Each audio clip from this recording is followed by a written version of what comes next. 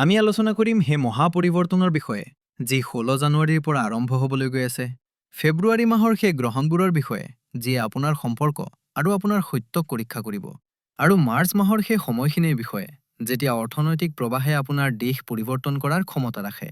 এই বিশ্লেষণ মেষ ৰাশিৰ বাবে উপলব্ধ আটাইতকৈ বিস্তৃত আৰু সূক্ষ্ম অধ্যয়নৰ ওপৰত আধাৰিত এনে বৈদিক নীতিৰ ওপৰত, যিবোৰ সাধাৰণতে কেৱল শাস্ত্ৰৰ মৌন পৃষ্ঠাত লুকাই থাকে।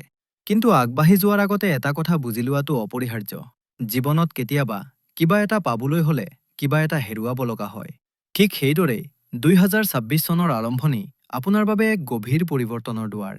পুৰণিৰ বিসৰ্জন আৰু নৱনিৰ্মাণৰ আৰম্ভণি। বৰ্তমান শনি গ্ৰহ আপোনাৰ দ্বাদশ ভাৱত অৱস্থান কৰিছে। সাধাৰণ মানুহ শনিৰ নাম শুনিলে ভয় খায়, কিন্তু এই সময়ছোৱাত শনি কোনো দণ্ডাধিকাৰীৰ দৰে নহয়, বৰঞ্চ এক গভীৰ চাকনি বা এটা দিব্য ফিল্টাৰৰ ভূমিকা পালন কৰিব। তেওঁৰ নীতি সৰল। যিবোৰ উপাদানে আপোনাৰ যাত্ৰাত বাধা সৃষ্টি কৰিছে সেইবোৰ স্বয়ংক্ৰিয়ভাৱে বিলুপ্ত হৈ যাব। যিবোৰ সম্পৰ্ক, কাম বা অভ্যাসে আপোনাক তললৈ টানি আছিল, সেইবোৰ লাহে লাহে আপোনাৰ জীৱনৰ পৰা আঁতৰি যাব। শনি এই সময়ত আপোনাৰ বিৰোধী নহয়, তেওঁ আপোনাৰ জীৱনক অশুদ্ধিৰ পৰা মুক্ত কৰা এজন শিল্পকাৰ। এতিয়া প্ৰশ্ন কেৱল ইমানেই, আপুনি এই শুদ্ধিকৰণ আৰু উন্নতিৰ যাত্ৰা গ্ৰহণ কৰিবলৈ সাজুনে? আহক জানুৱাৰীৰ পৰা মাৰ্চ 2026 লৈকে কুণ্ডলীখন ক্ৰমানুসাৰে বুজি লওঁ। প্ৰথমটো হ'ল লগ্নেশৰ উচ্চ হোৱা। আপোনাৰ ৰাশিৰ স্বামী হ'ল মঙল গ্ৰহ, আৰু জানুৱাৰীৰ মাজভাগত মঙলদেৱ মকৰ ৰাশি অৰ্থাৎ আপোনাৰ দশম ভাৱত প্ৰৱেশ কৰিব আৰু তাত গৈ উচ্চস্থ হ'ব। বৈদিক জ্যোতিষশাস্ত্ৰত যেতিয়া লগ্নেশ দশম ভাৱত উচ্চ হয়, তেতিয়া ৰোচক পঞ্চমহাপুৰুষ যোগ গঠন হয়। লগতে দশম ভাৱত মঙলে দিগ্বলি প্ৰাপ্ত কৰে। ইয়াৰ অৰ্থ হ'ল আপোনাৰ লগত অপাৰ শক্তি, সাহস আৰু কাম কৰাৰ ক্ষমতা থাকিব। দ্বিতীয়টো হ'ল একাদশ ভাৱৰ বিস্ফোৰণ। ফেব্ৰুৱাৰী মাহত এটা অতি বিৰল সংযোগ ঘটিব। কুম্ভ ৰাশি, যিটো আপোনাৰ একাদশ ভাৱ বা লাভ স্থান, তাত ৰাহু আগৰ পৰাই বহি আছে। তালৈ সূৰ্য আহিব, বুধ আহিব, শুক্ৰ আহিব আৰু শেষত মঙলো আহিব। ৰাহুৰ বিষয়ে এটা সূত্ৰ মনত ৰাখিব। ৰাহু যাৰ দাস, দুনিয়া তাৰ বাছ। অৰ্থাৎ যেতিয়া ৰাহু শক্তিশালী হয়, তেতিয়াই আপোনাক ৰংকৰ পৰা ৰজালৈ পৰিণত কৰিব পাৰে। কিন্তু ৰাহু এটা ফান্দ হয়। এঘাদশ ভাৱত ইমানবোৰ গ্ৰহৰ মিলন হ'ল ইচ্ছাৰ বিস্ফোৰণ। টকা পইচা আহিব, কিন্তু সেয়া টিকি থাকিবনে? এইটো এটা ডাঙৰ প্ৰশ্ন। জানুৱাৰীত কেৰিয়াৰৰ উদয় হ'ব, ফেব্ৰুৱাৰীত টকা আৰু লোভৰ খেল হ'ব, আৰু মাৰ্চত বিলাসিতা আৰু খৰচৰ প্ৰাধান্য থাকিব। বলক এতিয়া নিজৰ ডায়েৰী উলিয়াই লওক, কাৰণ এতিয়া আমি তাৰিখ অনুসৰি বিশ্লেষণ আৰম্ভ কৰিবলৈ গৈ আছোঁ। স্বাগতম জনাইছোঁ জানুৱাৰী 2026 6লৈ। বছৰৰ আৰম্ভণিতে অৰ্থাৎ 1 জানুৱাৰীত আপোনাৰ নৱম ভাৱত এটা অতি সুন্দৰ ৰাজযোগ বুনি আছে। সূৰ্য, মঙল, শুক্ৰ আৰু বুধ এই চাৰিটা গ্ৰহ আপোনাৰ ভাগ্য ভাৱত বহি আছে। ইয়াৰ অৰ্থ হ'ল যে জানুৱাৰীৰ প্ৰথম দুটা সপ্তাহত আপোনাৰ ৰুচি ধৰ্ম, পূজাপাঠ আৰু ভ্ৰমণত থাকিব। দাতাই কয় যে 1 পৰা 15 জানুৱাৰীলৈ আপুনি কোনোবা গুৰুৰ ওচৰলৈ যাব পাৰে, কথা বা প্ৰবচন শুনিব পাৰে, বা কোনো ধৰ্মীয় অনুষ্ঠান কৰিব পাৰে। ই বৰ ভাল কথা, কাৰণ ই অনাগত ধুমুহাৰ আগৰ শান্তি আৰু প্ৰস্তুতি। আচল খেল আৰম্ভ হয় 13 জানুৱাৰীৰ পিছত। 13 জানুৱাৰীত শুক্ৰদেৱ মকৰ ৰাশি অৰ্থাৎ 10ম ভাৱত প্ৰৱেশ কৰিব। শুক্ৰ আপোনাৰ দ্বিতীয় আৰু সপ্তম ভাৱৰ স্বামী। তেওঁৰ 10ম ভাৱলৈ অহাটোৱে সূচায় যে আপোনাৰ কামৰ পৰা, আপোনাৰ কেৰিয়াৰৰ পৰা এতিয়া টকা অহা আৰম্ভ হ'ব। ইয়াৰ ঠিক পিছতেই 14 জানুৱাৰীত সূৰ্যদেৱ মকৰ ৰাশিলৈ আহিব। ইয়াক আমি মকৰ সংক্ৰান্তি বুলি কওঁ। 10ম ভাৱত সূৰ্যৰ আগমনে সিংহাসন যোগ সৃষ্টি কৰে। যদি আপুনি চৰকাৰী চাকৰি, ৰাজনীতি বা কোনো NGOত পদৰ সন্ধানত আছিল, তেন্তে এইটো সেই সময় যেতিয়া আপুনি চকী বা পদ পাব পাৰে। আৰু তাৰ পাছত আহে এই মাহৰ আটাইতকৈ গুৰুত্বপূৰ্ণ তাৰিখ 16 জানুৱাৰী। এই তাৰিখটো নোট কৰি লওক। আপোনাৰ ৰাশি স্বামী মঙল মকৰ ৰাশিত প্ৰৱেশ কৰিব আৰু উচ্চস্থ হ'ব। বন্ধুসকল, এইটো কোনো সৰু ঘটনা নহয়।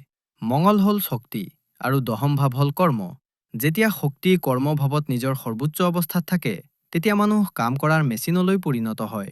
ৰোচক যুগৰ নিৰ্মাণ হ'ব। এই যুগে আপোনাক মাটি সম্পত্তি দিব পাৰে। যদি আপোনাৰ কোনো প্ৰপাৰ্টিৰ বা মাটিৰ গোচৰ লাগি আছিল, তেন্তে সেয়া এতিয়া সমাধান হ'ব।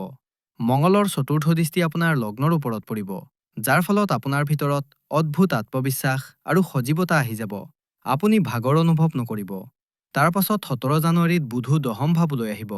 এতিয়া ভাবক, মঙলৰ শক্তি, সূৰ্যৰ ক্ষমতা বা চৰকাৰ, শুক্ৰৰ ধন আৰু বুধৰ বুদ্ধি, এই চাৰিওটা আপোনাৰ কেৰিয়াৰ হাউচত বহি আছে। প্ৰমোচন প্ৰায় নিশ্চিত। আপোনাৰ বিৰোধী আপোনাৰ সন্মুখত টিকি থাকিব নোৱাৰিব। আপুনি যি ক'ব দুনিয়াই সেয়া শুনিব। কিন্তু সাৱধানতা ক'ত অৱলম্বন কৰিব লাগিব? এটা পুৰণি কথা আছে, অতি সৰ্বত্ৰ বৰ্জয়েত। দশম ভাৱত ইমান হুই বা অগ্নি থকাৰ অৰ্থ হ'ল যে আপোনাৰ ভিতৰত অহংকাৰো আহিব পাৰে।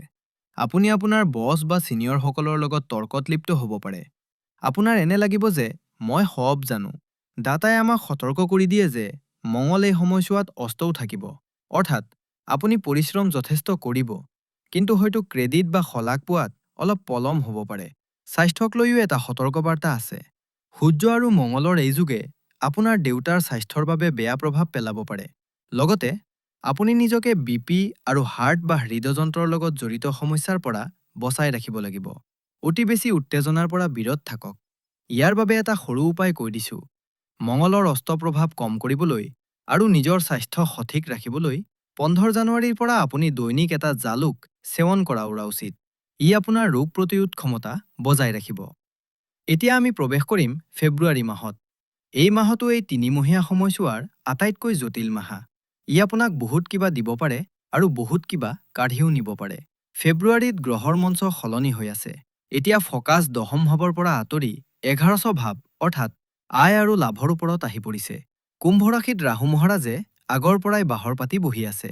3 ফেব্ৰুৱাৰীত বুধ 11শ ভাৱত প্ৰৱেশ কৰিব আৰু ৰাহুৰ লগত মিলিব। বুধ আৰু ৰাহুৰ যুতিয়ে মানুহক বেলেগ ধৰণৰ চিন্তা দিয়ে। আপুনি টকা উপাৰ্জন কৰিবলৈ পোনপটীয়া ৰাস্তা এৰি বেকা ৰাস্তা বা যোগাৰৰ বিষয়ে চিন্তা কৰিব। তাৰ পাছত 6 ফেব্ৰুৱাৰীত ধনৰ কাৰক শুক্ৰও 1100 ভাৱলৈ আহি যাব। এতিয়া চাওক, ৰাহু যি ইচ্ছা, শুক্ৰ যি লাক্সাৰী বা বিলাসিতা, আৰু বুধ যি ব্যৱসায়। এইটো এটা ধন বিস্ফোৰণ যুগ। শ্বেয়াৰ বজাৰ, ট্ৰেডিং, লটাৰী বা বিদেশী ব্যৱসায়ৰ পৰা আপোনাৰ হঠাৎ ডাঙৰ মুনাফা হ'ব পাৰে। ৰাহুৱে 1100 ভাৱত মহা উচ্চ সমান ফল দিয়ে। আপুনি লাখ কোটিত ডিল বা লেনদেন কৰাৰ কথা ভাবিব। সৰু সৰু কথাবোৰ আপোনাৰ পচন্দ নহ'ব। 13 ফেব্ৰুৱাৰীত সূৰ্যও 1100 ভাৱলৈ আহিব। আপোনাৰ আত্মা, আপোনাৰ অহংকাৰ এতিয়া লাভৰ লগত জড়িত হৈ পৰিছে। আপোনাৰ সামাজিক বিত্ত বাঢ়িব। আপুনি ডাঙৰ আৰু প্ৰভাৱশালী মানুহৰ লগত মিলিব। কিন্তু ইয়াত এটা ডাঙৰ বিপদ আছে। 17 ফেব্ৰুৱাৰীত ঠিক এই 1100 ভাৱতে সূৰ্য গ্ৰহণ লাগিব। গ্ৰহণৰ অৰ্থ হ'ল আন্ধাৰ। যিটো ছ'চিয়েল চাৰ্কল আৰু বন্ধুৰ ওপৰত আপুনি ভৰসা কৰি আছে, তাৰ পৰাই আপুনি প্ৰতাৰণা বা ধোকা পাব পাৰে। ইয়াক আমি বিশ্বাসঘাতকতাৰ মাহ বুলিও ক'ব পাৰোঁ। আপোনাৰ স্বাৰ্থপৰ বন্ধুসকলৰ মুখা খোল খাব। কোনো ধৰণৰ ডিল বা চুক্তি কেৱল মুখৰ কথাত নকৰিব, লিখিতভাৱে ল'ব। ইয়াৰ পিছত 23 ফেব্ৰুৱাৰীত মঙলো 151 ভাৱত প্ৰৱেশ কৰিব। মঙল আৰু ৰাহুৰ মিলন অংগাৰক যুগ গঠন কৰে। এইটো এটা অতি বিধ্বংসী শক্তি। ই আপোনাক টকা উপাৰ্জনৰ জুনুন বা নিচা দিব, কিন্তু ই আপোনাৰ ব্যৱহাৰক বৰ আক্ৰমণাত্মক কৰি তুলিব পাৰে। বন্ধুবৰ্গৰ লগত কাজিয়া পেচাল লগাৰ পূৰ্ণ সম্ভাৱনা আছে। আৰু মাহৰ শেষত 26 ফেব্ৰুৱাৰীত বুধ বক্ৰী হ'ব। ইয়াক বক্ৰী বুদ্ধি বুলি কোৱা হয়। ৰাহুৰ লগত বক্ৰী বুধে আপোনাক ভুল আৰ্থিক সিদ্ধান্ত ল'বলৈ বাধ্য কৰাব পাৰে। আপোনাৰ লাগিব যে এই ইনভেষ্টমেণ্ট বা বিনিয়োগটো ডাবল হৈ যাব, কিন্তু সেয়া এটা ফান্দ হ'ব পাৰে। সেয়েহে 26 ফেব্ৰুৱাৰীৰ পিছত কোনো ডাঙৰ বিনিয়োগ নকৰিব। স্বাস্থ্যক লৈ এটা বিশেষ সতৰ্কবাৰ্তা। গৰ্ভৱতী মহিলাসকলে ফেব্ৰুৱাৰী আৰু মাৰ্চত খুব বেছি সাৱধান হৈ থাকিব লাগিব। 1100 ভাৱত বহি থকা এই পাপী গ্ৰহ আৰু গ্ৰহণে পোনে পোনে আপোনাৰ পঞ্চম ভাৱ অৰ্থাৎ সন্তান ভাৱক চাই আছে। গৰ্ভপাত বা গৰ্ভাৱস্থাত জটিলতাৰ আশংকা বৰ বেছি। ডাক্তৰৰ সম্পৰ্কত থাকক আৰু গধুৰ বস্তু উঠোৱাৰ পৰা বিৰত থাকক। এতিয়া আমি আহিছোঁ মাৰ্চ 2026 লৈ। ইয়াত শক্তি আকৌ সলনি হৈ আছে। এই মাহটো খৰচ আৰু আৱেগৰ। 2 মাৰ্চত শুক্ৰদেৱ নিজৰ উচ্চ ৰাশি মীনত প্ৰৱেশ কৰিব, যিটো আপোনাৰ দ্বাদশ ভাৱ। বৈদিক জ্যোতিষশাস্ত্ৰৰ এটা নিয়ম আছে, শুক্ৰ 12 ভাৱত অতি বিশিষ্ট কাৰক হয়। ইয়াত উচ্চস্থ শুক্ৰই আপোনাক ৰজাৰ দৰে লাইফষ্টাইল বা জীৱনশৈলী দিয়ে।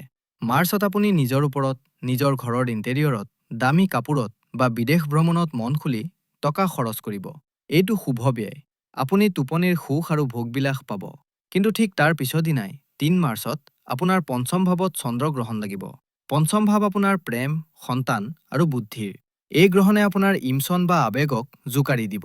যদি আপুনি কোনো ৰিলেশ্যনশ্বিপ বা সম্পৰ্কত আছে, তেন্তে মাৰ্চৰ প্ৰথম সপ্তাহতো বৰ গধুৰ হ'ব পাৰে। ব্ৰেকআপ বা ভুল বুজাবুজি হ'ব পাৰে। আপুনি নিজৰ সন্তানক লৈ খুব চিন্তিত বা আৱেগিক হ'ব পাৰে। ছাত্ৰ-ছাত্ৰীৰ মন পঢ়া-শুনাৰ পৰা আঁতৰি যাব পাৰে। তাৰ পাছত 11 মাৰ্চত দেৱগুৰু বৃহস্পতি 3য় ভাৱত মাৰ্গী হ'ব। এইটো এটা ভাল খবৰ। নৱেম্বৰ 2025ৰ পৰা যি ভাগ্য ৰৈ থকা যেন অনুভৱ হৈছিল, এতিয়া সেয়া আগবাঢ়িব। সৰু সৰু যাত্ৰাৰ পৰা লাভ হোৱা আৰম্ভ হ'ব। ভাই-ভনীৰ লগত সম্পৰ্ক ভাল হ'ব। কিন্তু 15 মাৰ্চৰ পাছৰ সময়খিনি ডেঞ্জাৰ জ'ন। 15 মাৰ্চত সূৰ্য মীন ৰাশি অৰ্থাৎ 1200 ভাৱত প্ৰৱেশ কৰিব, য'ত শনি আগৰ পৰাই বহি আছে। সূৰ্য আৰু শনি পিতা আৰু পুত্ৰ, কিন্তু ঘোৰ শত্ৰু।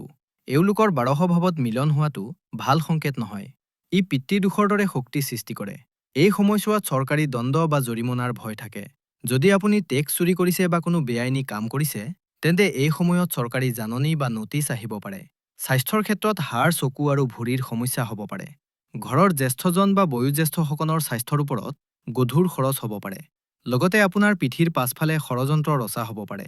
সেয়েহে মাৰ্চৰ দ্বিতীয় ভাগটো শান্ত হৈ থকাৰ আৰু নিয়ম পালন কৰাৰ সময়। এতিয়া মই কিছু মিনিট বিশেষভাৱে মোৰ সেই আই-মাতৃ আৰু ভনীসকলৰ বাবে ল'ব বিচাৰোঁ, যিসকল গৃহিণী বা হোম মেকাৰ, যিয়ে ঘৰ চম্ভালে।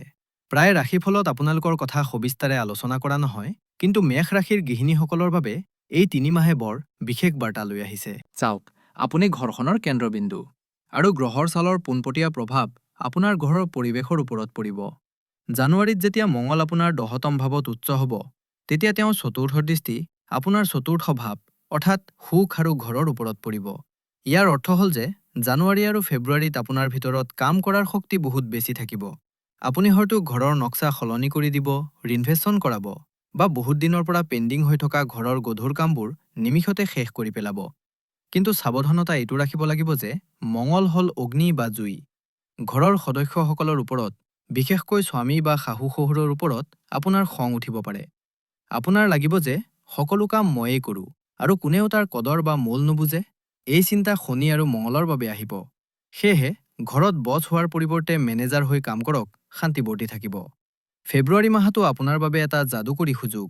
11 ভাৱত ৰাহু আৰু শুক্ৰৰ মিলনে এইটো ইংগিত দিছে যে যদি আপুনি ঘৰৰ পৰা কোনো সৰু ব্যৱসায় আৰম্ভ কৰিব বিচাৰিছিল, তেন্তে এতিয়াই কৰক। এই সময় আপোনাৰ বাবে আৰ্থিক স্বাধীনতাৰ সময়। আপোনাৰ ওচৰত থকা নিজৰ জমা পুঁজি এই সময়ত বাঢ়িব পাৰে। ৰাহুৱে আপোনাক ঘৰত বহি টকা উপাৰ্জন কৰাৰ নতুন আইডিয়া বা বুদ্ধি দিব। তাক ইগনৰ বা অৱহেলা নকৰিব। মাৰ্চত অলপ সতৰ্কতা অৱলম্বন কৰিব লাগিব। 3 মাৰ্চত চন্দ্ৰগ্ৰহণ আপোনাৰ 5ম ভাৱত আছে। হ'ব পাৰে মাৰ্চৰ প্ৰথম সপ্তাহত আপুনি সন্তানৰ পঢ়া-শুনা, তেওঁলোকৰ ব্যৱহাৰ বা তেওঁলোকৰ স্বাস্থ্যক লৈ খুব বেছি টেনচন বা মানসিক চাপ লৈ লয়। আপোনাৰ লাগিব যে ল'ৰা-ছোৱালী আপোনাৰ হাতৰ পৰা ওলাই গৈছে। মোৰ পৰামৰ্শ হ'ল যে এইটো গ্ৰহণৰ প্ৰভাৱ, যিটো অস্থায়ী। সন্তানৰ ওপৰত খুব বেছি চাপ নিদিব আৰু নিজেও কান্দি নাথাকিব। এই সময় পাৰ হৈ যাব। মাৰ্চত এটা বৰ ভাল কথাও হ'ব। শুক্ৰ 1200 ভাৱত উচ্চ হ'ব। বছৰৰ পাছত আপোনাৰ এনে লাগিব যে মই নিজৰ বাবে কিবা কৰা উচিত। আপুনি নিজৰ বাবে দামী কাপোৰ, অলংকাৰ বা পাৰ্লাৰত খৰচ কৰিব। আৰু মোৰ পৰামৰ্শ যে নিশ্চয় কৰক। এইটো শুভ খৰচ। ইয়াৰ দ্বাৰা আপোনাৰ শুক্ৰ মজবুত হ'ব আৰু ঘৰত আনন্দৰ পৰিৱেশ সৃষ্টি হ'ব। গৃহিণীসকলৰ বাবে এটা বিশেষ টিপছ আছে। শনি 1200 ভাৱত আছে, যিয়ে কেতিয়াবা নিসংগতা বা অকলশৰীয়া অনুভৱ দিয়ে। আপোনাৰ লাগিব পাৰে যে পৰিয়ালৰ মাজত থাকিও আপুনি অকলশৰীয়া। ইয়াৰ পৰা বাচিবলৈ ঘৰৰ মূল দুৱাৰত প্ৰতি সন্ধিয়া সৰিয়হ তেলৰ চাকি বা বন্তি জ্বলোৱা আৰম্ভ কৰক। ই নেতিবাচকতাক ঘৰত সোমোৱাত বাধা দিব আৰু আপোনাৰ মন শান্ত ৰাখিব। বন্ধুসকল, মেষ ৰাশি কেৱল মেষ ৰাশি নহয়। ই 3টা নক্ষত্ৰৰ দ্বাৰা গঠিত: অশ্বিনী, ভৰণী আৰু কৃতিকা। আহক জানো যে আপোনাৰ জন্ম নক্ষত্ৰ অনুসৰি এই 3 মাহ কেনেকুৱা হ'ব। যদি আপোনাৰ জন্ম অশ্বিনী নক্ষত্ৰত হৈছে, তেন্তে আপুনি স্বাভাৱিকতে শক্তিৱান। জানুৱাৰীত মঙ্গল উচ্চ হোৱাটো আপোনাৰ বাবে আটাইতকৈ বেছি লাভজনক হ'ব। আপুনি জিম, ক্ৰীড়া বা পুলিচ লাইনত বৰ ভাল কৰিব। কিন্তু কেতুৰ প্ৰভাৱৰ বাবে আপোনাৰ আঘাত পোৱাৰ বা দুৰ্ঘটনাৰ ভয় থাকিব। গাড়ী লাহে চলাব। আধাৰ মাহৰ যি নিয়ম আছে সেই অনুসৰি নিজৰ স্বাস্থ্যৰ যত্ন লওক। যদি আপুনি ভৰণী নক্ষত্ৰৰ জাতক, তেন্তে মাৰ্চ মাহটো আপোনাৰ বাবে আটাইতকৈ দৰ্শনীয়, কাৰণ আপোনাৰ স্বামী শুক্ৰ উচ্চ হ'ব। যদি আপুনি ফেশ্বন, মিডিয়া, ডিজাইনিং বা কোনো ক্ৰিয়েটিভ ফিল্ডত আছে, তেন্তে আপুনি অপাৰ সফলতা পাব। কিন্তু ফেব্ৰুৱাৰীত ৰাহুৰ প্ৰভাৱে আপোনাক পথভ্ৰষ্ট কৰিব পাৰে। অনৈতিক সম্পৰ্কৰ পৰা বিৰত থাকক, নহ'লে বদনাম হ'ব পাৰে। আৰু যদি আপুনি কৃতিকা নক্ষত্ৰৰ প্ৰথম চৰণত জন্মগ্ৰহণ কৰিছে, তেন্তে আপুনি জন্মগতত নেতা। জানুৱাৰী আৰু ফেব্ৰুৱাৰীত যেতিয়া সূৰ্য 10ম আৰু 11 ভাৱত থাকিব, তেতিয়া আপোনাৰ প্ৰশাসনিক ক্ষমতা চৰম সীমাত থাকিব। আপুনি কোনো ডাঙৰ চৰকাৰী পদ বা দায়িত্ব পাব পাৰে। কেৱল নিজৰ অহংকাৰক নিয়ন্ত্ৰণত ৰাখক, কাৰণ সূৰ্যৰ ওপৰত শনিৰ দৃষ্টিয়ে মাৰ্চত আপোনাক সমস্যাত পেলাব পাৰে। সমস্যা আছে, তেন্তে সমাধানৰ উপায়ো আমাৰ ঋষি-মুনিসকলে দি গৈছে। এই 3 মাহত গ্ৰহৰ দুঃপ্ৰভাৱ কম কৰিবলৈ আৰু শুভফল বঢ়াবলৈ মই আপোনাক কিছুমান সঠিক উপায় কৈ আছোঁ। এইবোৰ নোট কৰি লওক। উপায় নম্বৰ 1: যিহেতু শনি 12শ ভাৱত আছে আৰু মঙল উচ্চ হ'বলৈ গৈ আছে, আপুনি বছৰৰ আৰম্ভণি এটা সংকল্প লৈ কৰা উচিত। যিকোনো মঙলবাৰে বা 1 জানুৱাৰীত পূব দিশলৈ মুখ কৰি বহক। নিজৰ সোঁহাতত পানী লওক আৰু কওক, মই আজি এই সংকল্প লৈছোঁ যে নিজৰ সম্পূৰ্ণ বছৰ 2026ৰ সুৰক্ষা আৰু সফলতাৰ বাবে বৰ্জংগবলীৰ সাধনা কৰিম। ইয়াৰ পাছত পানীখিনি এৰি দিয়ক। নিয়ম এইটো যে আপুনি প্ৰতিদিনে এবাৰ হনুমান চালিচা আৰু এবাৰ বৰ্জংবান পাঠ কৰিব লাগিব আৰু প্ৰতি শনিবাৰে সুন্দৰকাণ্ড শুনিব বা পঢ়িব লাগিব। এই উপায়ে আপোনাক প্ৰতিটো সংকটৰ পৰা বচাই ৰাখিব। উপায় নম্বৰ 2, মঙলক সন্তুষ্ট ৰাখিবলৈ প্ৰতি মঙলবাৰে হনুমানজীক 1 খিলা মিঠা পাণ, অলপ গুড়, 2টা ফল আৰু 2 বিধ মিঠাই অৰ্পণ কৰক। লগতে তিল তেলৰ 4মুখীয়া চাকি বা বন্তি জ্বলাওক আৰু ওঁ সৰ্ব দুখ হৰাই নম মন্ত্ৰ 108 বাৰ জপ কৰক। উপায় নম্বৰ 3, ফেব্ৰুৱাৰীত আহিবলগীয়া ধন স্থিৰ কৰি ৰাখিবলৈ অলপ কৰ্পূৰ লওক, তাক ৰঙা কাপোৰত বান্ধি এটা টোপোলা বনাওক আৰু ইয়াত নিজৰ সিন্দুক বা কেছ বক্সত ৰাখক। ই ৰাহুৰ কাৰণে হোৱা অযথা খৰচ বা ফিজুল খৰচ ৰোধ কৰিব। গতিকে বন্ধুসকল, এই আছিল মেষ ৰাশিৰ অহা 3 মাহৰ সম্পূৰ্ণ খতিয়ান বা লেখাজোখা। কাহিনী বৰ পৰিষ্কাৰ। জানুৱাৰীত আপুনি পৰিশ্ৰম কৰিব লাগিব, কাৰণ সফলতা আপোনাৰ বাবে অপেক্ষা কৰি আছে। ফেব্ৰুৱাৰীত আপুনি সতৰ্ক থাকিব লাগিব, কাৰণ লোভ আৰু প্ৰতাৰণাৰ দাবৰ চাই থাকিব। আৰু মাৰ্চত আপুনি অনুশাসিত হৈ থাকিব লাগিব, যাতে আপুনি নিজৰ উপাৰ্জন বচাই ৰাখিব পাৰে। 2026ৰ এই আৰম্ভণিয়ে আপোনাক এজন যোদ্ধা বা সৈনিকৰ দৰে যুঁজ দিয়াৰ আৰু জয়ী হোৱাৰ সুযোগ দিছে। মঙল আপোনাৰ লগত আছে। কেৱল নিজৰ মনোভাৱ বা নিয়ত পৰিষ্কাৰ ৰাখক আৰু হনুমানজীৰ হাত ধৰি ৰাখক। এই ভিডিঅ'টো বা বাৰ্তাটো আপোনাৰ মেষ ৰাশিৰ বন্ধু আৰু পৰিয়ালৰ লগত শ্বেয়াৰ কৰিবলৈ নাপাহৰিব, কাৰণ সঠিক তথ্যই আটাইতকৈ ডাঙৰ সুৰক্ষা। যদি আপোনাৰ কোনো প্ৰশ্ন আছে, তেন্তে কমেণ্ট বক্সত লিখক। আৰু হয়, চেনেলটো ছাবস্ক্ৰাইব নিশ্চয় কৰিব, যাতে পৰৱৰ্তী ৰাশিফল আপুনি মিছ নকৰে। ঈশ্বৰে আপোনাৰ আৰু আপোনাৰ পৰিয়ালৰ মংগল কৰক। বল শ্যাবৰ ৰামচন্দ্ৰ কি জয়, পৱনপুত্ৰ হনুমান কি জয়, হৰ হৰ মহাদেৱ।